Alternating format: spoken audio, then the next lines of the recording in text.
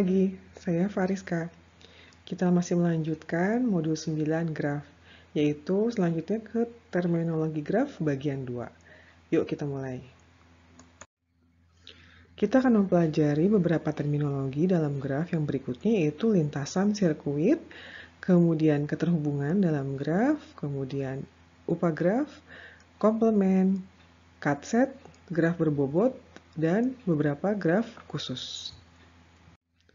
Terminologi penting yang berikutnya akan kita pelajari adalah lintasan atau path.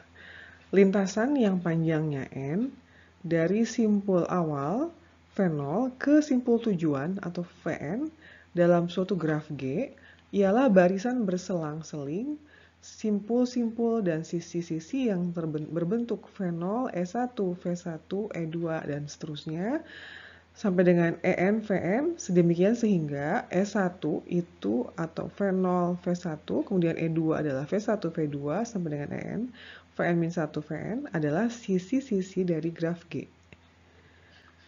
Sedangkan lintasan itu memiliki panjang. Apa itu panjang lintasan? Panjang lintasan adalah jumlah sisi dalam lintasan tersebut. Contohnya pada graf G1 ini, ada sebuah lintasan yaitu 1, 2, 4, 3, ini memiliki panjang 3, karena ada 3 buah sisi yang dilewati. Berikutnya adalah siklus atau cycle atau sirkuit atau circuit. Ya. Apa itu sirkuit atau siklus? Yaitu lintasan yang berawal dari dan berakhir pada simpul yang sama. Kemudian panjang sirkuit adalah jumlah sisi dalam sirkuit. Contohnya seperti ini pada graf G1, ada 1, 2, 3, 1 adalah sebuah sirkuit dengan panjang 3. Konsep berikutnya adalah keterhubungan atau connected, yaitu dua buah simpul V1 dan simpul V2 itu dikatakan terhubung jika terdapat lintasan dari V1 ke V2.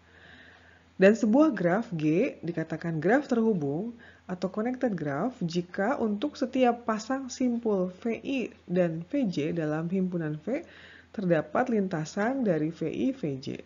Jika tidak, maka dikatakan graf yang tidak terhubung atau disconnected graph. Contohnya adalah graf terhubung seperti ini. Setiap pasang simpul pasti memiliki lintasan atau terhubung.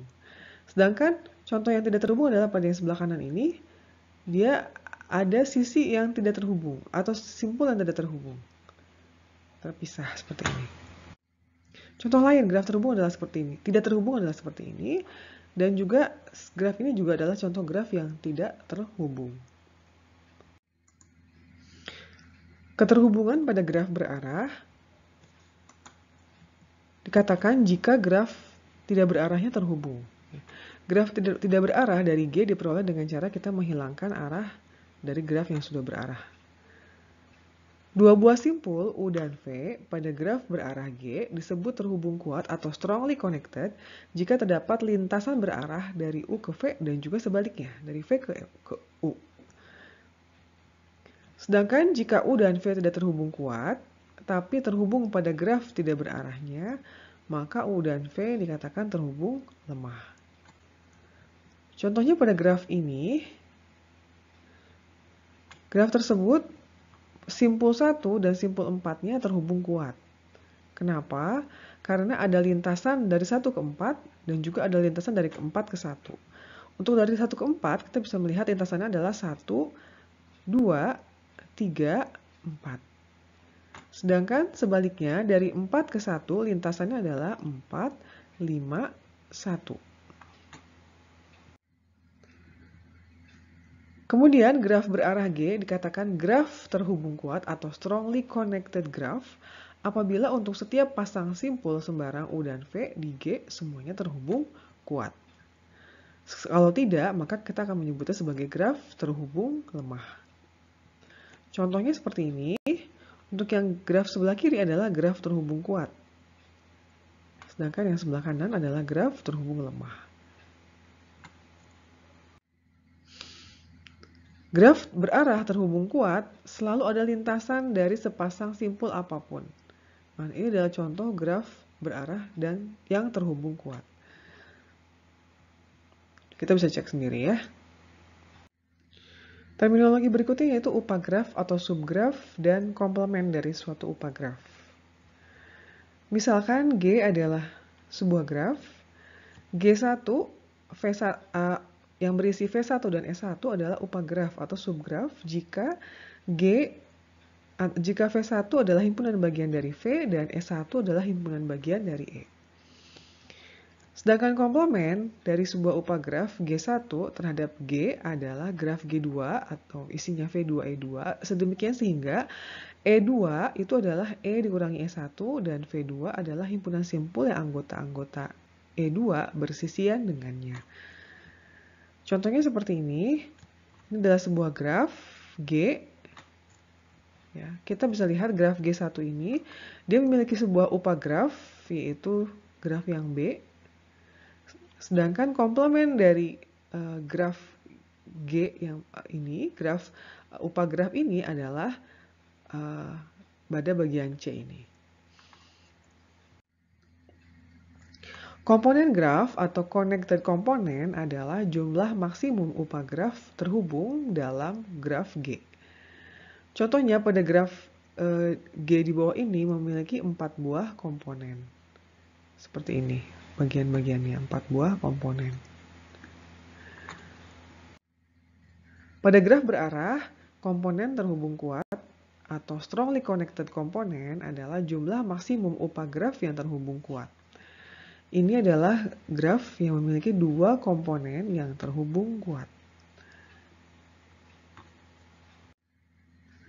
Upagraf merentang atau spanning subgraf.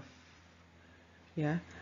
Upagraf G1 yang berisi V1S1 dari sebuah G yaitu VE dikatakan merupakan upagraf rentang jika V1 sama dengan V, yaitu G1 mengandung semua simpul dari G. Contohnya, graf G1 ini, dia memiliki upagraf merentang seperti ini, dan yang ini bukan upagraf merentang, ya, karena simpulnya tidak semuanya ada. Baik, yang ke-10 adalah cut set. Ya, cut set adalah himpunan sisi yang bila dibuang dari G menyebabkan G menjadi tidak terhubung. Jadi, cut set akan selalu menghasilkan 2 buah komponen.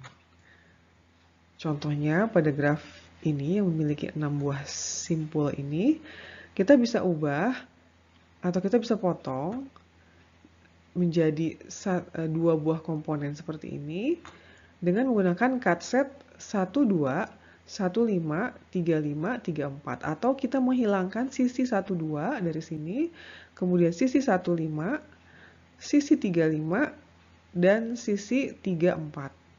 Maka akan dihasilkanlah 2 buah komponen yang baru. Himpunan 12 dan 25 itu juga adalah cut set. Akan ada banyak sekali cut set dalam sebuah graf yang terhubung. Himpunan 12, 25 adalah cut set, kemudian 13, 15, 12 itu juga cut set, dan 26 itu juga adalah merupakan cut set. Tapi 12, 25, dan 45 ini bukan cut set. Sebab himpunan bagiannya yaitu 1, 2, 25 adalah sebuah cut set. Berikutnya adalah bobot atau graf berbobot, weighted graph. Contohnya seperti ini, ada graf yang memiliki nilai-nilai label dari sisi-sisinya. Ini menunjukkan bobot dari setiap sisinya. Kemudian ada juga beberapa graf khusus ya. Yang pertama adalah graf lengkap atau complete graph. Graf lengkap ialah graf sederhana yang setiap simpulnya mempunyai sisi ke semua simpul lainnya. Graf lengkap dengan n buah simpul digambarkan dengan Kn.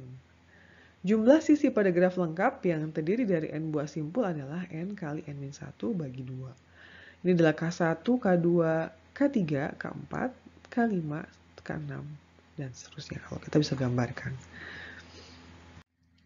Ini adalah jumlah sisi pada graf lengkap. Untuk K1 sisinya 0, ini adalah 1, 3, 6, 10, 15, 21, 28, dan untuk K12 itu 66 buah sisi.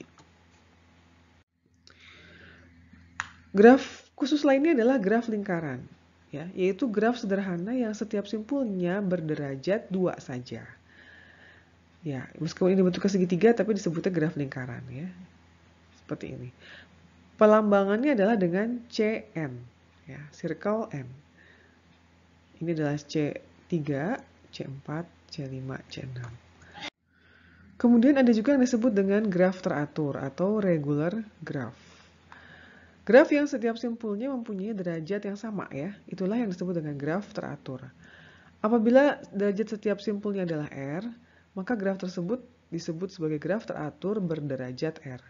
Jumlah sisinya adalah N kali R dibagi 2. Contohnya seperti ini. Contoh graf teratur lainnya adalah seperti ini. Ini juga sama, graf teratur. Bentuknya cukup unik. Oke. Kita bisa latihan di sini, contohnya berapa jumlah maksimum dan jumlah minimum simpul pada graf sederhana yang mempunyai 16 buah sisi dan tiap simpulnya berderajat sama dan tiap simpulnya berderajat lebih dari sama dengan 4. Nah, bagaimana cara menjawabnya? Pertama, tiap simpul berderajat sama, maka akan kita sebut sebagai graf teratur. Jumlah sisi pada graf teratur berderajat R adalah E, yaitu N kali R bagi 2. Jadi N-nya adalah 2E bagi R atau 2 kali 16 bagi R atau 32 per R. Untuk R sama dengan 2, jumlah simpul yang dapat dibuat adalah maksimumnya adalah N, yaitu 32 dibagi 4 atau 8. Dan untuk R yang lain atau R lebih daripada 4, dan R mempunyai pembagi bilangan bulat 32, maka kita bisa lihat untuk R-nya 8, maka N-nya adalah 4. Maka kita nggak mungkin bikin graf sederhana, ya. Sedangkan R-nya 8. Ya. Sedangkan untuk R16, dapat N-nya 2. Nggak mungkin juga bikin graf sederhana karena R-nya 16, sedangkan N-nya 2. Jadi, jumlah simpul yang dapat dibuat adalah 8 buah saja, maksimum dan minimum. Contoh graf lain adalah graf bipartit atau bipartit graph.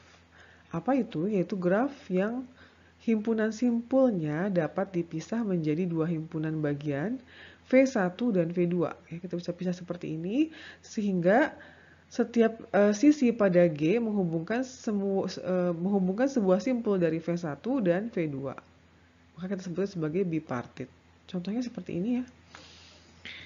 Contoh lain, ini juga graf bipartit, ya, karena simpul dapat dibagi 2, yaitu V1 isinya ada A, B, C, dan V2 isinya ada C, E, F, G. C, E, F, G. Contoh lainnya adalah graf ini juga adalah graf bipartit, dan contoh ini juga ini adalah graf bipartit.